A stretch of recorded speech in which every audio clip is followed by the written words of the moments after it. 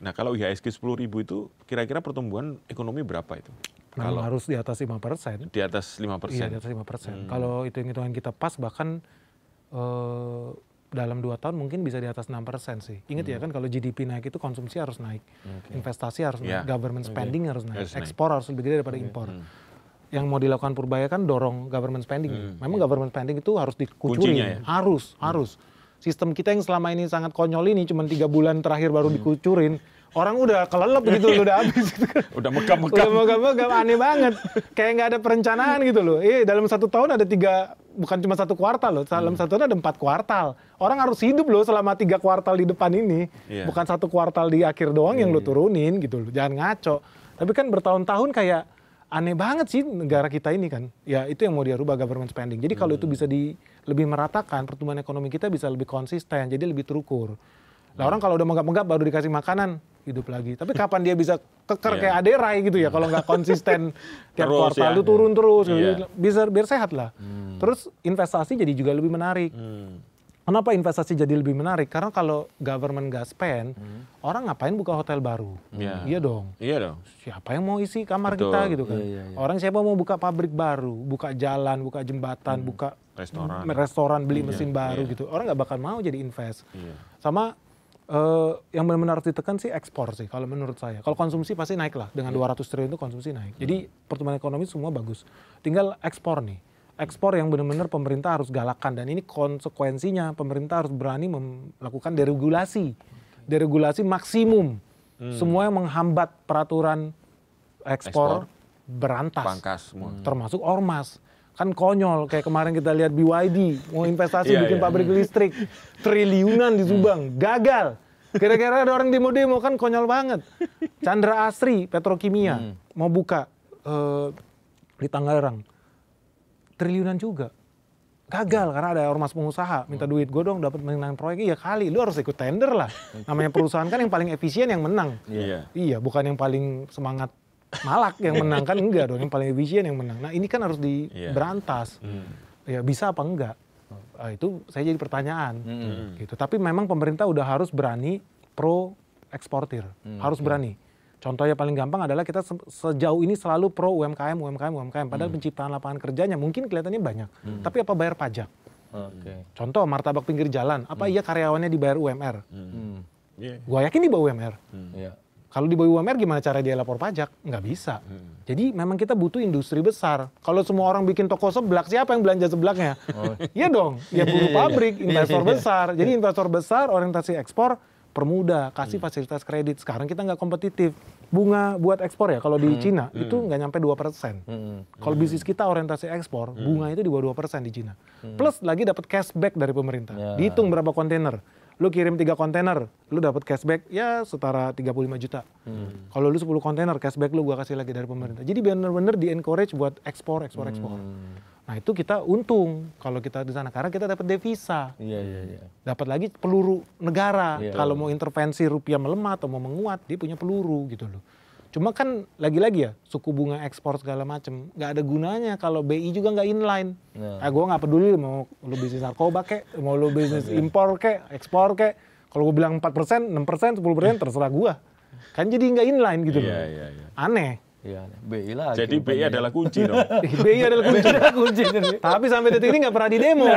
Gitu. Makanya santai-santai aja gitu loh. Memang sekali-sekali perlu ada orang mengajukan aspirasinya gitu kali ya. Biar mereka tahu, oh lu ternyata biang kerok ya. Iya. Woi, BI dengerin weh. Seru ya.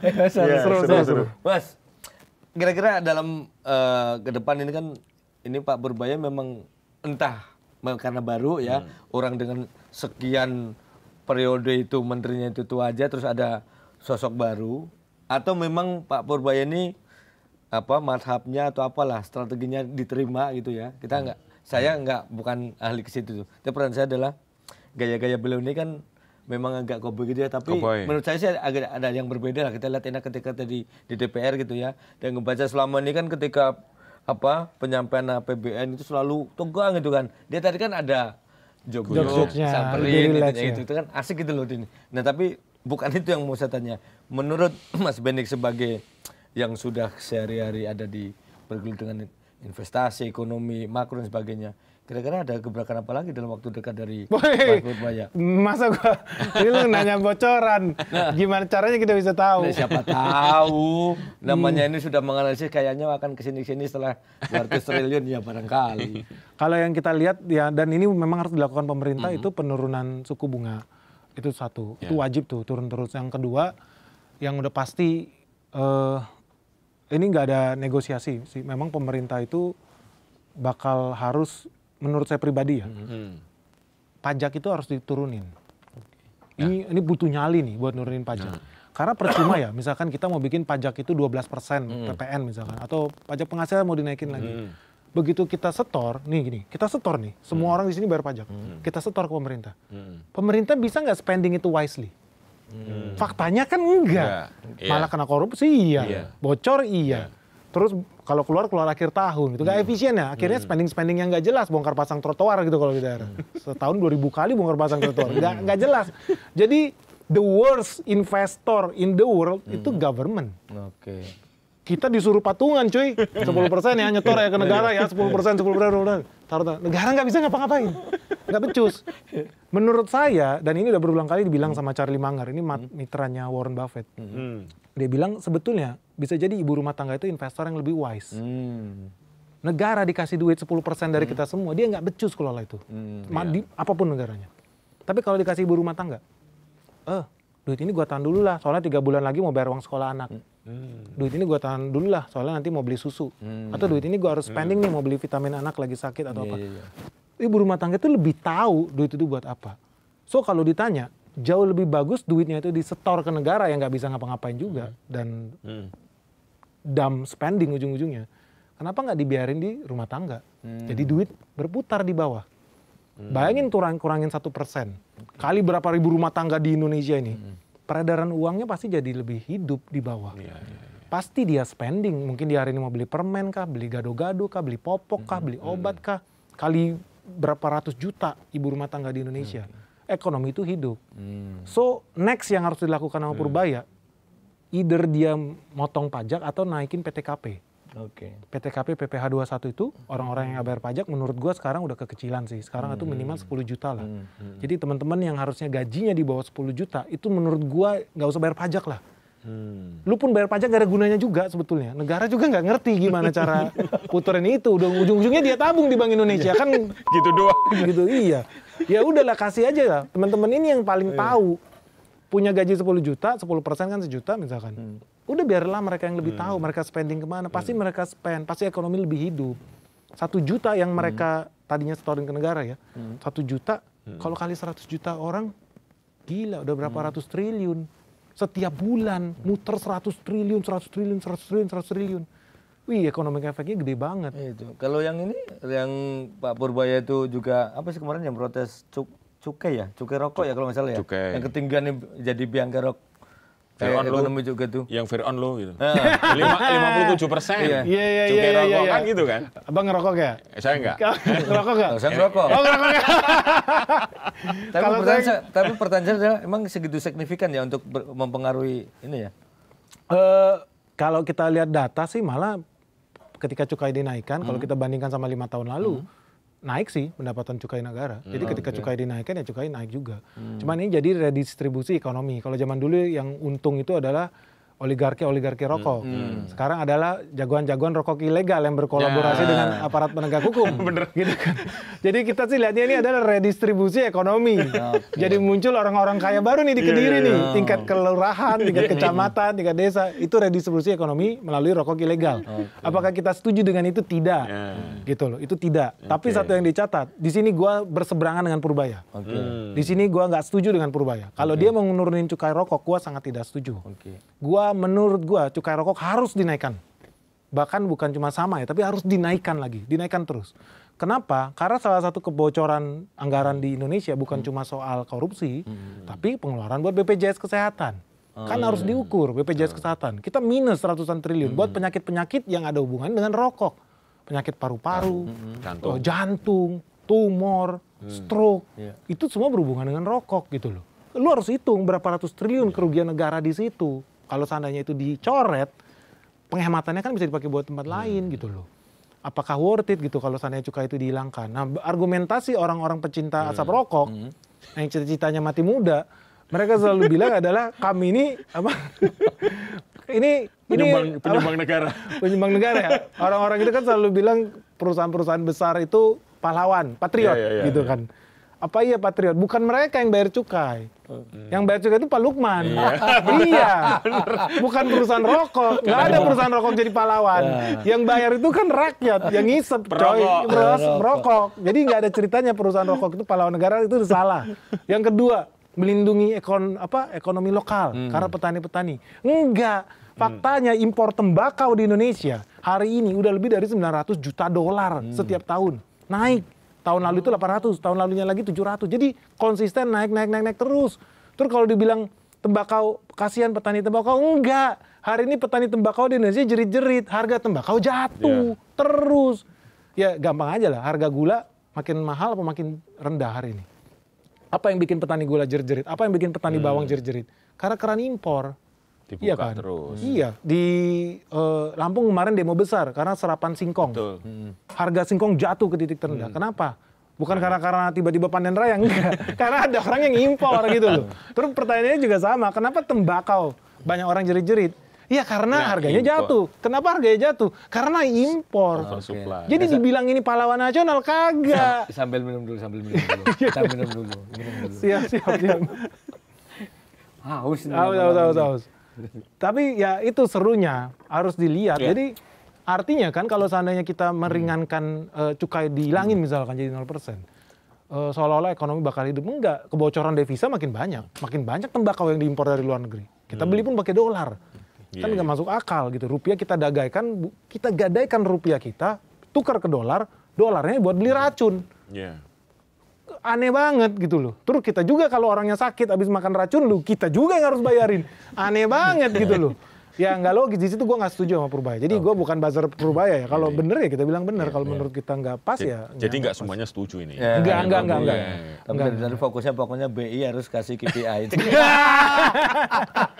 Iya. Ini ternyata udah hampir satu jam lebih nih, Mas Bung. Siap. Seru nih. Seru ya. Tapi karena waktu kita seperti biasa, Mas Bung. Mas Bung mau ada lagi? Kalau enggak seperti biasa? Saya cukup. Oke, seperti biasa terakhir, Bang, sebelum tutup, semua tamu kami kasih kesempatan untuk menyampaikan apa yang akan disampaikan, misalnya mau untuk Pak Menteri Purbaya, Pak Prabowo, Pak Gubernur BI. Pak Gubernur BI atau Pak Romer atau siapapun. Ini kameranya itu sebagai kita sebelum closing. Siap, thank you Bang Lukman. Kita yang satu yang paling jelas sih, kita itu ada namanya 8 tuntutan Benix. Yang pertama dan yang paling penting itu kita butuh yang namanya koruptor dihukum mati. Ini adalah harga mati, jadi harus dihukum mati ini supaya orang ada kepercayaan, trust sama pemerintah. Kita nggak mau nanti ada demo jilid 2, jilid 3, jilid 4, habis nih lama-lama percetakan nih. Saya buka aja orang demo. Jadi butuh ada yang namanya koruptor. Jadi koruptor itu dikasih sampel bahwa kita memang serius membantai koruptor, nggak ada nego-nego, kasih hukuman mati supaya orang ada kepercayaan. Dan sampai itu bisa dibuktikan, program apapun yang dibikin pemerintah pasti banyak orang yang nggak percaya. Contoh misalkan Koperasi Muara Putih, pasti korupsinya gede, orang udah negatif thinking. MBG, pasti permainan ini. Pokoknya semua yang dibikin pasti orang udah victor. Gitu kan? Pikiran kotor gitu loh. Nah ini yang harus menurut saya dibuktikan lah sama presiden bahwa pertama kalinya sepanjang sejarah ada presiden yang berani kasih hukuman mati gitu loh, kasih contoh. Dan gue yakin kalau pemerintah bisa lakukan ini, rakyat itu nggak bakal malu-malu atau takut-takut dukung Prabowo 2 periode, 3 periode, 1000 periode sekalipun. Kalau dia bisa buktikan ya. Kalau gue jadi presiden ini gue bantai itu koruptor, nggak peduli itu mau anak gue kayak, sepupu gue kayak, saudara jauh gue, anaknya dari cicitnya gue, apa kayak, lu selesaikan itu. Gue yakin negara, rakyat kasih kepercayaan. Di Cina ada contoh, Deng Xiaoping ketika dia jadi presiden, pemimpin tertinggi di Cina, yang dia lakukan apa? Dia berantas koruptor. Termasuk orang-orang kepercayaannya mau cetung presiden sebelumnya. Ada namanya Gang of Four. Jadi 4 orang kepercayaan dibantai sama dia. Nggak ada masalah karena dia lihat ya negara butuh masa depan yang lebih pasti, masa depan yang lebih jelas. Dan dari sekarang kita harus potong nih penyakit-penyakit lama ini. Makanya dia bilang dia nggak peduli mau kucingnya warna putih, hitam, asal bisa nangkep tikus, kita pakai loh. Dan itu yang perlu kita lakukan buat negara ini mau lebih maju. Dan itu harapan kita sih sama Prabowo, berani lakukan itu, jangan gak enak-enakan. Kalau lu bisa lakukan itu, gue yakin rakyat akan setuju pilih lu sampai 30 kali, 50 kali lipat sekalipun. Orang percaya deh sama lu, pasti. Sepanjang sejarah nggak ada yang bisa lakukan itu soalnya. Iya, itu aja sih. Oke, kalau gitu menarik ya. Kita udah semua disampaikan secara to the point nih. Ternyata ada juga tadi yang kita sempat nggak pernah ngikutin ya, soal tadi apa rancangan undang-undang yang itu ya, yang ternyata sudah sampai MK segala dan sekarang DPR. Menarik nih, barang baru dari isu baru bagi kita ya. Iya, bagi kita. Mungkin bagi kalangan Bang Benik sudah. Terima kasih Bang Benik waktunya ya, di tengah kesibukan kepadatan bersedia memantau 200 triliun. Nah itu. siap. Oke. Ya, itu tadi ya, kita ngobrol-ngobrol dengan Bang Benik yang masih muda, energik, tapi ternyata 200 triliun mah kecil. Saya Lukman Hanafi dan juga saya Pung Purwanto dan juga narasumber kita Denny Tabarat, Bang Benik Tabarat. Ucapkan terima kasih dan sampai ketemu lagi tentu dengan isu-isu menarik lainnya ya, Mas Pung dan juga Bang Benik. Terima kasih sekali lagi. Saya sekali lagi berterima kasih kepada kalian semua yang terus mengikuti To the point aja. Yang belum subscribe jangan lupa subscribe ya. Ya. Jangan potong video ini. Nah, apa kata Bang Benik? Oke. Sekali lagi terima kasih dan selamat malam.